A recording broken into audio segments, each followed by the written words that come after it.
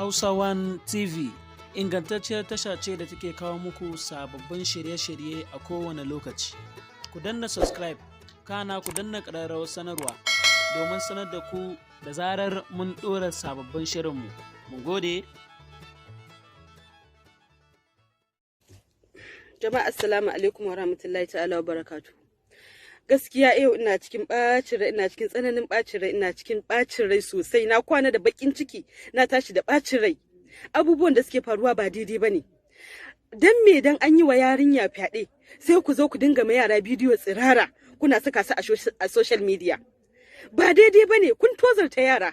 Ko kuma maza wai sun afka ma yara sun musu fyaɗe, wai mazan tsirara, tsofaffin mutane tsirara. Wani hau ne. Wallahi kowa da irin masifar da Allah yake dora mai a rayuwa. Wani hau ne wallahi, wani bai san me yasa yayi wannan abun ba. Amma ku dinga dattijan mutane bidiyo tsirara, ku nema yaran da aka yi fyaɗe bidiyo tsirara, kuna tambaye su wai ina ne gidanku, waye babanki. Kun wulakanta su.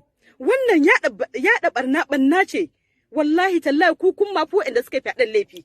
Kuma ku masu ɗauka ku sai a page ɗinku ba daidai bane. Idan ƴaƴanku akwai za ku ji daɗi? Gaskiya fi sabilillah abin da ake ba a kyautawa. Ya kamata mu tsaya mu duba abin nan, mu ga abin da ya kamata a yi. Wannan ai ba tsari bane. Wani irin rayuwa ne irin wannan? Sai ka ce mu kaɗai ne masu waya? Saboda Allah da Annabi an yi abu mu sitirta kanmu sai mu dinga tozarta kanmu? To ƴan kudu suna yin wannan, ko a kudu ba a yin fyaɗen? Kun taɓa ganin suna bidiyo suna tallata ƴan uwansu tsirara?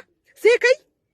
Yarinya karama shekara 3, yarinya bata san kanta ba, an mata fyaɗe, ko magana bata iya ba, amma kuna ɗaukan da jikinta da tsiraicinta da fuskarta da iyayenta da komai kuna faɗin sunansu a bidiyo. Me kun kyauta mata, kun mata adalci? Yarinyar nan idan ta girma ta ga abin da ya faru, kun kyauta mata? Gaskiya fi sabilillahi ba daidai bane abin da ake. Idan za mu gyara ya kamata mu gyara. Ba wannan abin ba, haramun ne wallahi.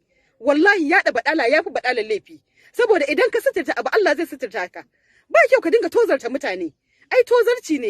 In mutum ya yi fyaɗe, aje a kama shi, aje a mai hukuncin da ya kamata a mai masu fyaɗe mana. Amma ne sai kun ga mutum bidiyo tsirara, haihuwar uwarsa, uban wani kakan wani, wataƙila san da yake matashi, kai da kamar bidiyon, san da shi yake matashi shekarunka ya fi ka ibada, ya fi ka tsoron Allah.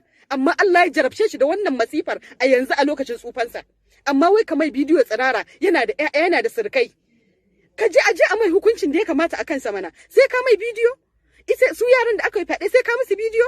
Yara ƙanana ba san kansu ba, wasu shekara 10, shekara 8, ka musu bidiyo da fuskarsu da jikinsu da tsiraicinsu tsirara?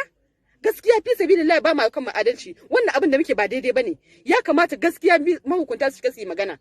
Kuma ni ina da haƙƙi a matsayina na 'yan Najeriya, kuma ina da haƙƙi a matsayina na musulma 'yar arewa. Ina da haƙƙi in gaya muku gaskiya. Amma ba ku sani ba, ku je ku bincika me Allah ya ce akan irin wannan abubuwan. Gaskiya ba daidai bane. Akwai masifa a ciki. An yi abu ku suturta mutane mana, su je can a musu hukunci abin da ya dace, kuma mutum zai mutu ya tadda Ubangiji. Kowa da irin tashi jarabta a duniya, da irin kaddararsa a duniya. Kai ka san wace kaddara Allah ya kaddara maka zaka yi nan gaba? Ke kin san wace kaddara zaki nan gaba? Ba za ki suturta wani ba, ke zaki so a tozarta ki ko a tozarta miki ya? Ko kuma yake ce wani abu a sa ta a group a dinga post ɗinta ana cewa ga yake an mata fyaɗe, ko kuma ka sa a page ɗinka? Wannan ba daidai bane, is very very wrong. Ya kamata gaskiya fi sabilillahi a gyara wannan abin. Haba da Allah, mu ji da masifin da suke damun mana mu a arewa.